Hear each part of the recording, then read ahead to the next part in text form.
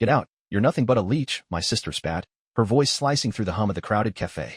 She shoved the plate of pastries I just paid for toward her husband, who smirked and took a big bite. Everyone at the table, our parents, her husband, even my cousin, burst into laughter. It wasn't a joke. It was a gut punch. I didn't say a word. Just grabbed my coat, left the cash on the table, and walked out into the damp February air. That was 3 days ago, and I'm still tasting the bitterness. You'd think family would have your back, right? Not mine. I've always been the odd one out, Lila, the dreamer who didn't fit into their neat little world of expectations. My sister, Mara, though, she's the golden child. Married to Trent, a guy who thinks charm is a substitute for a spine. They've got a son, Jasper, who's 6 and too sweet for the mess he's growing up in. That cafe lunch was supposed to be a peace offering, my treat after months of tension. Instead, it turned into a public execution of whatever bond we had left. Here's the kicker. I saw it coming. Not the exact words, maybe, but the venom? That's been brewing since we were kids. Mara's always had this need to be better than me, and I've let her have it, until now. Outside the cafe, I stood under the awning, rain tapping my shoulders, watching some guy across the street hand a soggy sandwich to a woman huddled under a tarp. He didn't laugh at her. Didn't judge. Just helped. And there I was, wondering why I couldn't get that from my own blood. I haven't answered their calls since. Not Mara's fake apology voicemail. Not Mom's let's not overreact text. But Jasper? He left me a voice message about his new toy robot. That one I kept. The rest can wait. Something's shifting in me, and I'm not sure where it's headed, but I know it starts with what happened in that cafe.so. I'm sitting in my apartment, staring at the half-dead plant I keep forgetting to water, replaying that cafe scene in my head. Mara's voice, sharp, gleeful, keeps looping. You're nothing but a leech. It's not just the words. It's how she said it, like she'd been waiting years to twist the knife. And Trent, chewing my pastries like he'd earned them, his smug grin daring me to react. I didn't. Not then. But now? Now I'm pissed. Let me back up a bit. You need to know why this stings so bad. Growing up, Mara and I were opposites. She was the straight-A student, the one who followed Dad's blueprint, business degree, stable job, marry a guy with a decent handshake. Me? I bounced around, art school dropout, odd jobs, finally landing a gig freelancing as a graphic designer. It's not glamorous, but it pays the bills, and I love it. Thing is, Dad's a contractor, owns a small construction firm, and he always saw my choices as a betrayal. Why can't you be more like Mara? He'd say, not even hiding the disappointment. Mom just nodded along, too scared to rock the boat. Mara took over the firm when Dad semi-retired last year. She's good at it. I'll give her that. Ruthless, organized, knows how to schmooze clients. I never wanted in. But here's the thing they don't tell you. I've been propping them up. Not with labor, God no. I'd rather stab my eye with a pencil than swing a hammer, but with cash. When their payroll was tight 2 years ago, who wrote the check? Me. When Mara wanted new office furniture to impress some big-shot developer, who Venmo'd her the extra grand? Me again. I never asked for thanks. Didn't need it. Until Saturday, when I realized they'd been keeping score in a game I didn't know I was playing. That lunch wasn't random. Mara had landed a contract, some strip mall project she wouldn't shut up about. I figured, fine, I'll treat them. Celebrate her win. Big mistake. I ordered for everyone, coffee, pastries, sandwiches, thinking it'd be a nice moment. Then I saw that woman outside, shivering under her tarp. I've got this habit, when I can, I help. So I asked the barista to throw in an extra sandwich and a hot tea, told her I'd step out to give it away. No big deal, right? Wrong. Mara noticed. Oh, here goes Lila, saving the world again, she said, loud enough to turn heads. Trent chimed in. What's next? Adopting strays? Cue the laughs. That's when she hit me with the leech line, and the table erupted. I keep thinking about Jasper's face. He didn't laugh. Just stared at me, clutching his juice box, like he knew something was breaking. I hate that he saw it. Hate that I didn't call her out right there. But as I sit here, picking at the chip paint on my coffee table, I'm starting to wonder what else Mara's been hiding behind that perfect smile. She's got the firm, the family, the life Dad wanted. So why is she so hell-bent on tearing me down? My phone buzzes, another text from Mom. Call your sister, Lila. She's upset. Upset? Good. Let her stew. I've got some digging to do. I didn't sleep much last night. Kept tossing, replaying Mara's sneer, Trent's stupid laugh, the way Mom just sipped her latte like nothing happened. By 3 a.m., I was done lying there. Grabbed my laptop, poured some cold coffee, and started poking around. Not sure what I was looking for, something, anything, to make sense of why Mara's hate runs so deep. Turns out, I didn't have to look far. See, I've got this friend, Sam, accountant, nosy as hell, owes me a favor from when I designed his firm's logo for free. I texted him at dawn. Need you to check something. Quietly. Sent him the basics, Dad's company, Mara's name, whatever public records he could pull. Figured it'd take days. Nope. By noon, he's blowing up my phone. Lila, you sitting down? He says when I finally pick up. Your sister's been busy. Busy's an understatement. Sam found filings, tax stuff, permits, bank statements tied to the firm. Nothing crazy at first glance, but then he flagged a pattern. Payments. Big ones. To a company called Crestwood Consulting. Thousands every month, sometimes more, going back at least a year. Problem is, Crestwood doesn't exist. Not really. No website, no address, just a P.O. box in some nowhere town 2 hours away. Shell company, Sam said, like it was obvious. Someone skimming. My stomach dropped. Mara's always bragging about how tight she runs things, cutting corners, squeezing vendors, keeping the books lean. So what's this? I asked Sam to keep digging, promised him dinner if he found more. Hung up and just sat there, coffee going cold. Skimming. From Dad's company. The one I've bailed out. The one she lords over me like it's her kingdom. Was she laughing at me while cashing my checks? I think back to last summer. Mara called, voice all honey, saying they were short, some supplier hadn't paid up. I sent $5,000, no questions. She thanked me, even sent a bottle of cheap wine as a gesture. Now I'm wondering where that money really went. Crestwood? Trent's new truck? That gaudy necklace she wore Saturday? My head's spinning, but I can't confront her yet. Need proof. Need to know how far this goes. Jasper's message pops up while I'm pacing another voice note. Aunt Lila, my robot broke. Can you fix it? Breaks my heart a little. He's got no clue what's brewing. I text back. Bring it over tomorrow, but we'll figure it out. Least I can do is keep him out of this. But Mara? She's not getting off so easy. I see the guy with the sandwich again in my mind, simple, decent. Then Mara, calling me a leech while she's bleeding the firm dry. Hypocrisy's a hell of a drug. Phone buzzes again. Dad, this time, lunch was a mess. Talk to Mara. Yeah, Dad, it was a mess. And I will talk to her when I've got enough to bury her.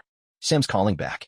Time to see how deep this rabbit hole goes. Sam's voice crackles through the phone, low and urgent.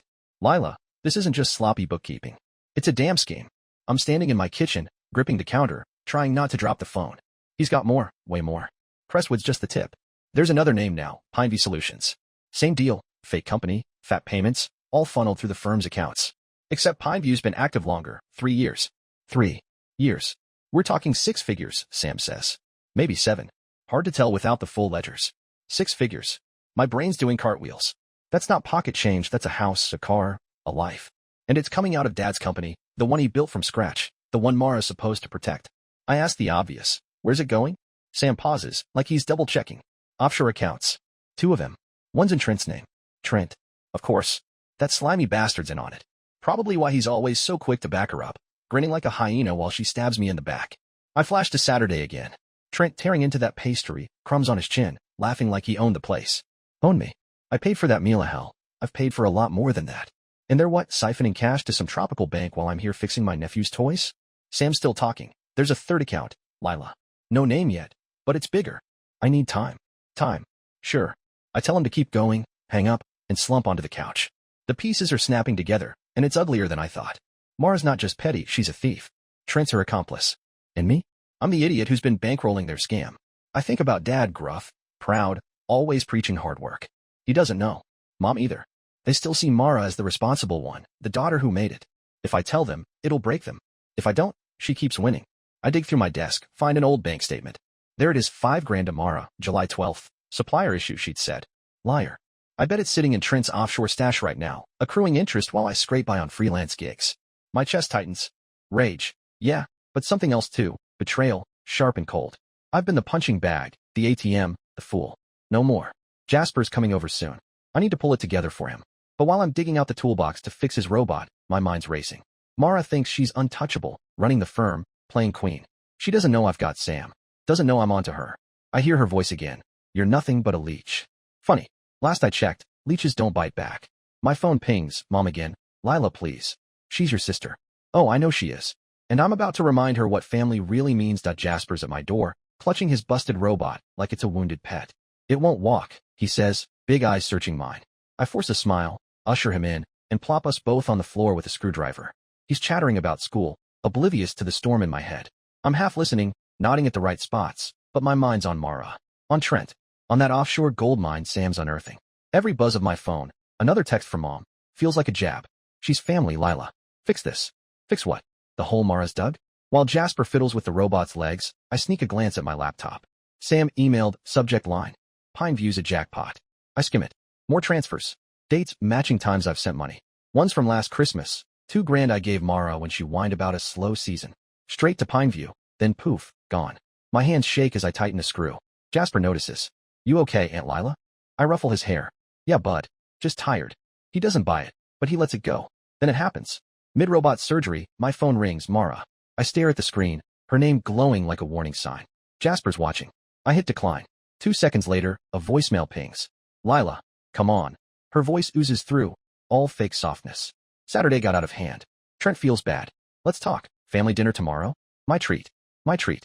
Right. Like I haven't heard that before. I delete it, but her tone sticks, smug, rehearsed, like she's playing a part. I think back to when we were kids.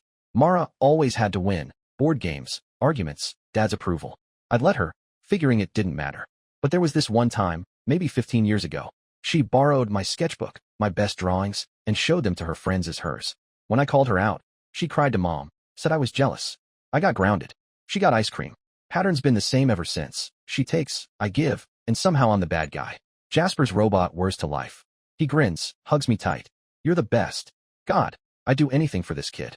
Makes me wonder what he'll think when the truth hits. I send him home with a candy bar, lock the door, and open Sam's email again. The third account's got a name now, Marlene Carter. Mara's full name. Not even clever enough to hide it. Sam's got bank records, wire confirmations, the works. Enough to sink her. But here's the twist. He found a withdrawal, big one, 2 days ago. Right after the cafe.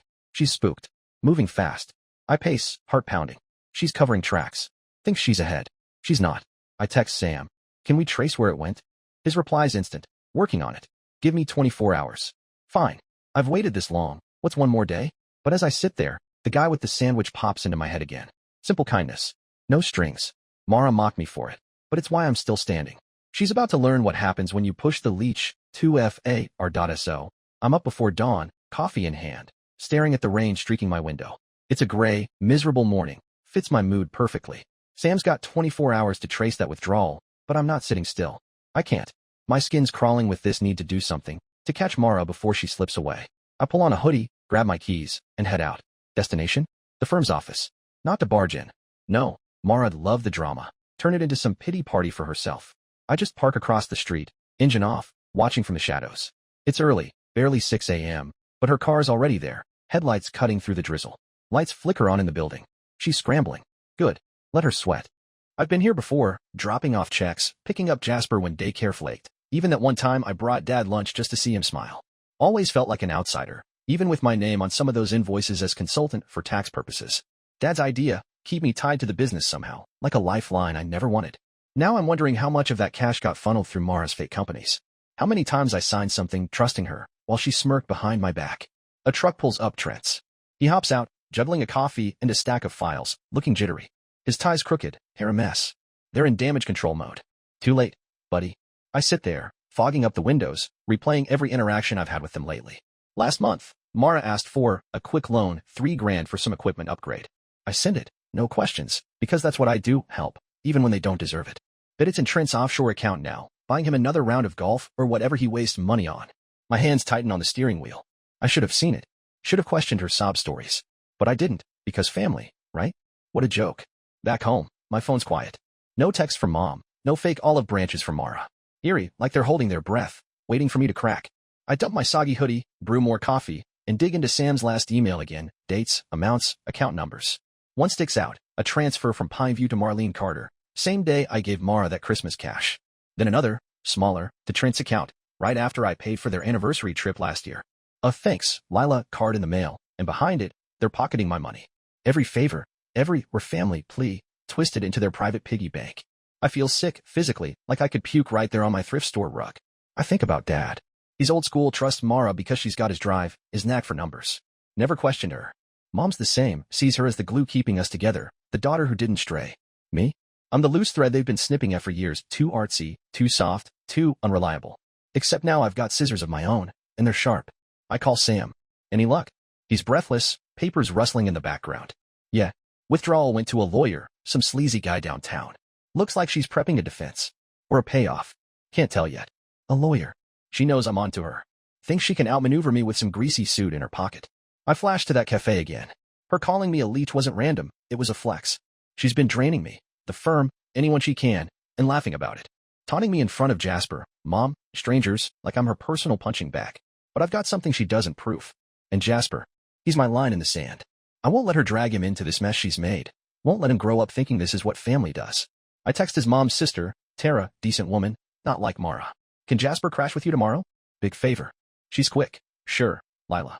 Everything okay? I dodge. Just need him out of the crossfire. She doesn't push. Smart. Sam pings again. Got the lawyer's name. Meetings tonight, her office. 8 p.m. Tonight. She's moving fast, but I'm faster. I grab my laptop, start drafting an email, board members, Dad's old contacts, anyone who'll listen. Attach Sam's files, lay it all out, Crestwood, Pineview, the offshore accounts, the works. Not sending yet, just prepping. Mara's dinner invite from yesterday? Bet it's a trap to gauge what I know, to see if I'll fold under her fake tears. Fine. I'll play along. I'll show up, smile, eat her damn food. But when I walk in, it won't be empty-handed. She mocked me for helping that woman outside the cafe, called it weakness. Let's see how she likes it when I help myself to the truth and shove it in her face. I glance out the window. Rain stopped, but the sky's still heavy. Feels like a warning. Or a promise. Either way, I'm ready. It's 7:45 p.m., and I'm outside Mara's house, parked down the street, headlights off. Her family dinner starts in 15 minutes. I've got Sam's files in a folder on the passenger seat, printed, highlighted, undeniable. My stomach's a knot, but my hands are steady. This isn't about revenge, not yet. It's about seeing her squirm, watching that mask crack when she realizes I'm not the pushover she thinks. I step out, adjust my jacket, and head up the walk. Rain's left puddles everywhere, reflecting her porch light like little traps. Trent opens the door, all fake cheer. Lila, thought you'd bail. His grin's too wide, eyes darting. Nervous. I brush past him. Wouldn't miss it. Inside, it's the usual scene, Mom fussing with the salad, Dad grumbling about football, Mara at the stove like some domestic goddess. Smells like garlic and lies. Jasper's not here, good. Tara's got him safe. Mara turns, apron pristine, smile tight. Glad you came, sis. Water under the bridge. She's probing, testing. I nod, casual. Sure. Let's eat. Dinner's tense. Mom chatters too much, filling silence. Dad's quiet, sipping his beer. Trent keeps glancing at Mara, like he's waiting for a signal. She's smooth, asks about my freelancing, tosses out a, we've missed you, that's pure theater. I play along, fork pushing food around. Then it happens. Trent leans in, voice low. Heard you've been asking questions. About the firm. Boom. There it is. I meet his gaze. Should I be? Mara freezes, spoon mid-stir. Mom coughs. Dad looks up, confused. I pull the folder from my bag, drop it on the table. Papers spill, bank statements, transfers, Crestwood, Pineview. Explain this. Mara's face goes white. Trent sputters, what the hell, but I cut him off. 6 figures. Offshore accounts. My money, Dad's company, all bleeding out while you call me a leech. Mom gasps. Dad snatches a page, squinting.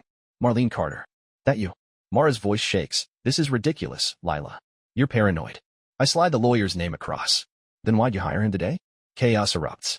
Dad's yelling. What's this mean, Mara? Mom's crying. Not now, girls. Trent's on his phone, probably texting that lawyer. But I'm calm. I stand. You've been stealing. Years. I paid for this house, that truck, your whole damn life. And you mock me for it. Mara lunges, grabs my arm. You'll ruin us. I shake her off. You did that yourself. Dad's reading now, face red. Offshore? Pension funds too. That hits hard. He built the firm for his workers, not her greed. Trent bolts for the door, but I'd already called Sam. He's outside with a friend, ex-cop, big guy blocking the drive. Stay put, I say. Mara's sobbing, but it's fake. I know her. Dad slams the table. Board meets tomorrow. You're done. He looks at me, eyes wet. Should have listened, kid. I leave the folder, walk out. Trent's cursing, Mara's pleading. Mom's a mess. I don't look back. In the car, I text Sam. It's over. Send it all aboard, cops, everyone. His reply, done. You okay? No. But I will be. That woman from the cafe flashes in my mind, grateful, real. Mara's world's collapsing, and I'm the one holding the hammer. Feels right.